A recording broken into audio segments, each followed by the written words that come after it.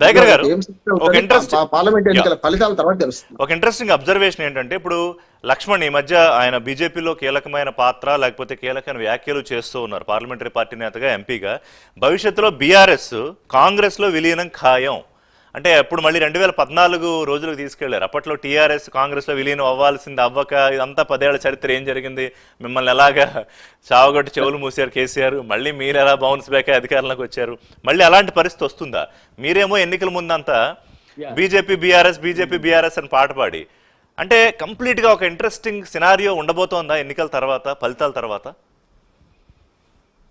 ఇప్పుడు ఒకటి రిషి గారు, నాకు తెలిసి కేసీఆర్ గారి ఒకవేళ కనుక కాంగ్రెస్ తో అనుకూలంగా ఉండేది ఉంటే ఈ ఎన్నికల్లో జాతీయ స్థాయిలో కూడా తన మద్దతు తీసుకునేటోళ్ళు.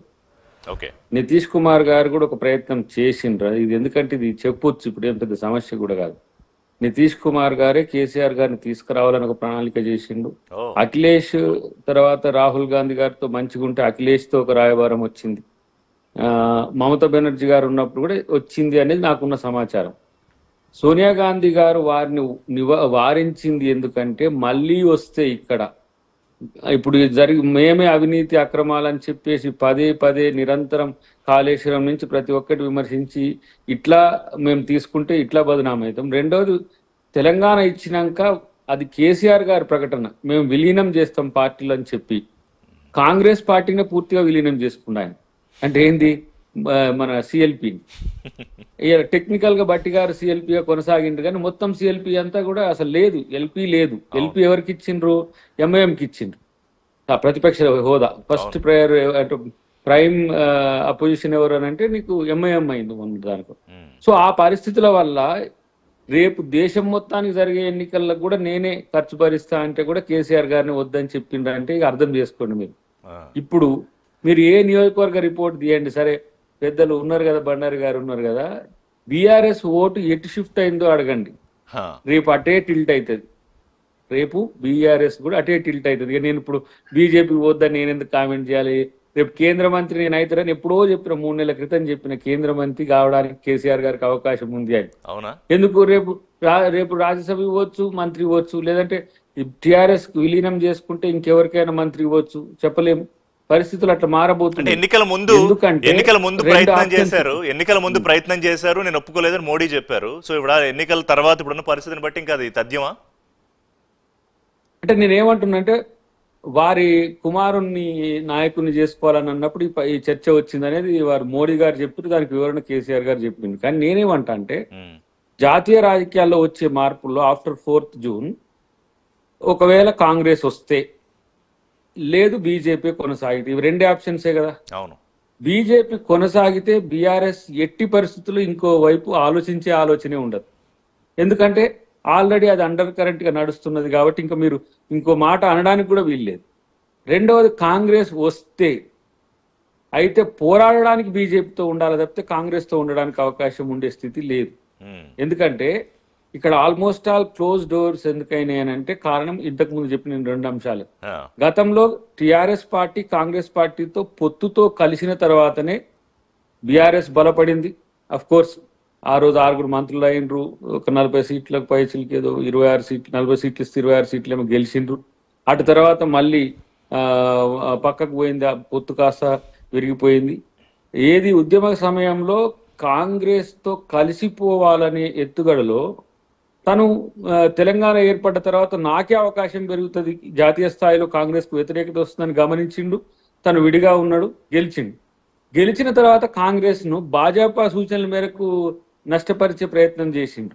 కాబట్టే ఇలా వారికి అనుకూలంగా ఉండాల్సిన పరిస్థితి వచ్చింది. ఎన్నో దాన్ని చెప్పొచ్చు, బట్ అది చరిత్రలో చెప్పినాం, ఆ రిజల్ట్ కూడా అయిపోయింది. ఇప్పుడు బైపోలార్ అవుతుంది అనే ఒక చర్చ వస్తున్నది. ఇప్పుడు ఏంది, కాంగ్రెస్ వర్సెస్ బీజేపీనే తెలంగాణలో ఉంటది అని. ఇప్పుడు బీఆర్ఎస్ రోల్ రేపు ఎన్నికల తర్వాత మారబోతున్న పరిణామాల్లో మా వైపు ఉండదని మాత్రం స్పష్టంగా చెప్పగలరు. ఎటువైపు ఉంటారు అనే విషయం పక్కన పెట్టండి. ఇప్పుడు వామపక్షాలు మాతోనే ఉన్నాయి, తొండుకో కొన్ని చిన్న పార్టీలు కూడా మాకు అనుకూలంగా ఉన్నాయి. ఉద్దేశపూర్వకంగానో అనుకూలతను పెంచుకోవడానికో ఎంఐఎం కూడా మేము రేవంత్ ప్రభుత్వాన్ని కాపాడుతామని ఒక స్టేట్మెంట్ ఇచ్చింది. సో రేపటి పరిణామాలు మారొచ్చు. Right. ఒకవేళ బీజేపీ ప్రభుత్వం వస్తే మాత్రం నేను అన్నది కేంద్ర మంత్రి వాళ్ళ పార్టీ నుంచి ఎవరన్నా ఒకరైతే కేసీఆర్ గారినే జాతీయ రాజకీయాలకు పోయే అవకాశాలు కూడా ఉంటాయనేది నా యొక్క నాకు ఆలోచన. మరి చూద్దాం ఎంతవరకు నేను కరెక్ట్ అయింది అనేది, అది రేపు భవిష్యత్తు. దేవప్రసాద్ గారు, అంటే దేశ రాజకీయాల్ని శాసిస్తాము, ఇటు మోడీకి ఇటు కాంగ్రెస్ కి 75 ఏళ్ళ నుంచి తగలేశారు, ఎట్లా పరిపాలించాలో తెలియదు, నీళ్లు ఎట్లా వాడుకోవాలో తెలియదు, ఉద్యోగాలు ఎట్లా సృష్టించాలో తెలియదు అన్న పరిస్థితి నుంచి వాళ్ళ పార్టీ నిలబడాలి, లేకపోతే మనం ప్రొటెక్ట్ చేసుకోవాలంటే అటు బీజేపీయో ఇటు కాంగ్రెస్ అంటే రకరకాల ఇంత డిస్కషన్ జరగాల్సిన పరిస్థితుల్లోకి బీఆర్ఎస్ నెట్టివేయడానికి కారణం ఏంటి? పార్టీకి ఉన్న బలం ఋషి గారు, తెలంగాణ రాష్ట్రానికి ఇప్పుడు ఉన్నటువంటి బీఆర్ఎస్ కు తెలంగాణ ప్రజల్లో ఉన్నటువంటి బలం ఆధారంగా ఇటువంటి ఈక్వేషన్స్ అంటగడతా ఉన్నారు. ఒకరేమో బీజేపీతో పోతారని, ఇంకొకరు కాంగ్రెస్ తో పోతారని.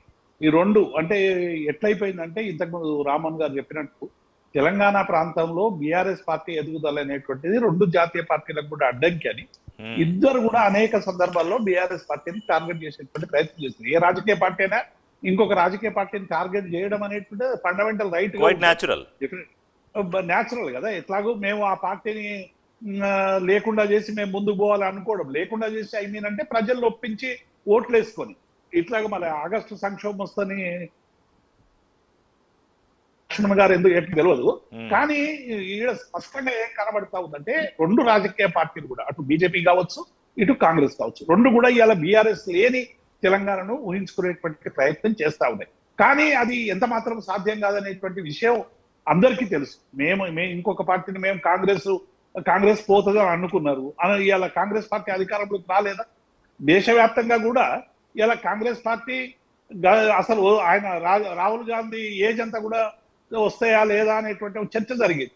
ఇవాళ ఏమైపోయింది, పరిస్థితులు కొంత అనుకూలంగా మారుతున్నట్టు కనబడతా ఉంది. అక్కడ ఇక్కడ అంతకంటే ఎక్కువే వస్తాయి అనేటువంటి ఒక భావన స్ప్రెడ్ అవుతా ఉంది. కాబట్టి రేపు ఏం జరగబోతుంది లోక్సభ ఎన్నికల తర్వాత అనేటువంటి విషయం కంటే కూడా మేము కాంగ్రెస్ మరి దయాకర్ గారికి ఏం నేషనల్ పాలిటిక్స్ సంబంధించి ఆయనకి ఏముందో, మేమేదో సంప్రదింపులు జరిపినాం, ఆ సంప్రదింపులు ఫెయిల్ అయినాయి, సోనియా గాంధీ వద్దన్నారు. ఇది కూడా ఒక పొలిటికల్ అది కేసీఆర్ గారు కాదు, దేవి గారు, కేసీఆర్ గారు అది నితీష్ కుమార్ గారు ఉండొచ్చు. కేసీఆర్ గారు ఏం సంప్రదింపులు జరపలే. అంటే నితీష్ కుమార్ కావచ్చు, ఇంకెవరైనా కావచ్చు. అంటే వాళ్ళందరూ ఏం ఆలోచిస్తా ఉన్నారు ఋషిగారు అంటే, ఒక వైపేమో బీజేపీ పార్టీ ఫెడరల్ స్ఫూర్తికి విరుద్ధంగా పనిచేస్తా ఉంది, బీజేపీ భావజాలానికి వ్యతిరేకంగా ఉన్నటువంటి అన్ని శక్తుల్ని అణిచివేసేటువంటి మొత్తం శక్తిని కూడగట్టుకుని ముందుకొస్తున్నటువంటి తరుణంలో దేశవ్యాప్తంగా బీజేపీకి వ్యతిరేకంగా వన్ లైన్ లో పోదామనేటువంటి ఆలోచన చాలా మంది రాజకీయ నాయకుల్లో ఉండొచ్చు. కానీ కొన్ని లోకల్ ఈక్వేషన్స్ కావచ్చు, రకరకాల కారణాల వల్ల అది కొంత సాధ్యపడలేదు. ఒక మేరకు సాధ్యపడ్డా ఏమవుతుందో చూద్దాం.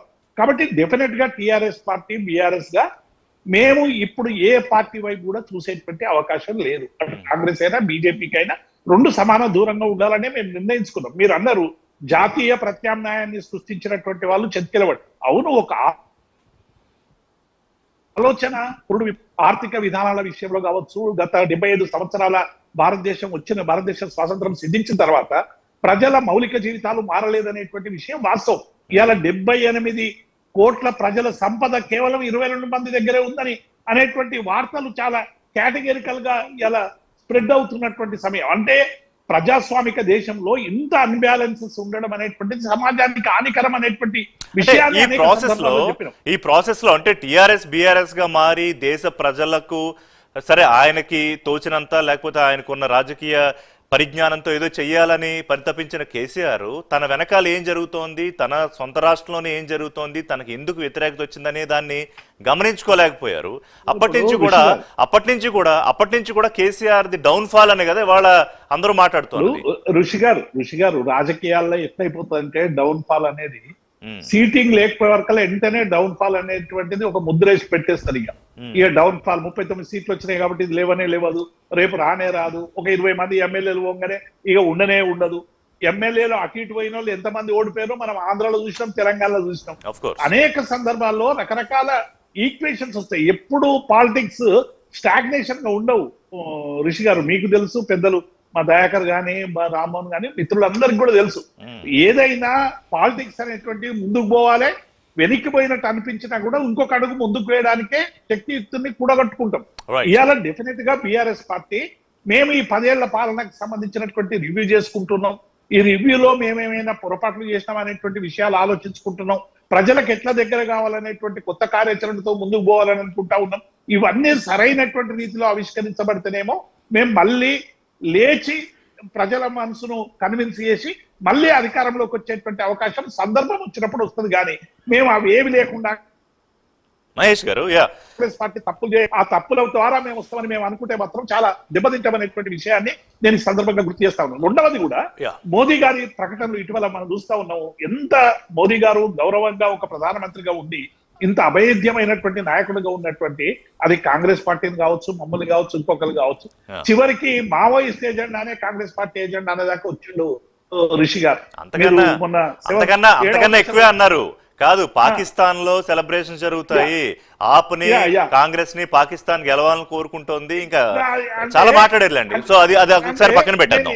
నేను ఏమంటున్నా, ఇది రాజకీయాల పట్ల వైరుధ్యాలు అనేటువంటివి శృతి మించిపోతా ఉన్నాయి. వైరుధ్యాలు అనేటువంటివి ప్రజల సమస్యల పరిష్కారం కోసం పోటీ పడే విధంగా ఉండాలి. కానీ ఇక పాకిస్తాన్ సుపారీలు, పాకిస్తాన్ ని కోరుకోవడం, ఇట్లా రకరకాలుగా మాట్లాడేటువంటి పరిస్థితులు కనబడతా ఉన్నాయి.